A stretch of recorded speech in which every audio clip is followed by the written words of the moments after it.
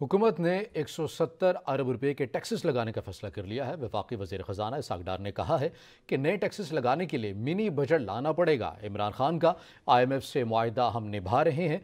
IMF की बाज़ इस्लाहात पाकिस्तान के हक़ में है। इस्लामाबाद में प्रेस कॉन्फ्रेंस से खिताब में वजीर खजाना इसहाक डार ने कहा, कल IMF से मुज़ाकरात का आखिरी दौर हुआ। पाकिस्तान और IMF ने कई उमूर पर इत्तेफाक किया। अब वर्चुअल मीटिंग होगी जिसमें चीजों को आगे लेकर चलेंगे। मेरे नजदीक ये 10 दिन की जो डायलॉग थी ये पॉजिटिवली कंक्लूड हुई है। किसी चीज के ऊपर अभी कोई इबाम नहीं है। वजीर खजाना ने कहा कि मुमकिन कोशिश है कि कोई ऐसा टैक्स ना लगे जो डायरेक्ट आम आदमी पर बोझ बने। ये 170 अरब रुपए इसी माली साल में पूरे करना है।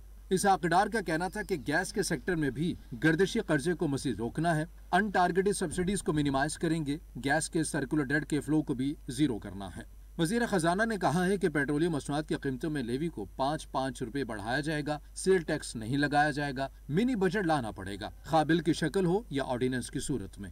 पेट्रोल पे 50 रुपए की लिमिट हम पूरी कर चुके हैं माजी में। जो 50 रुपए की डीजल पे थी उसमें 40 पूरे हो चुके हैं।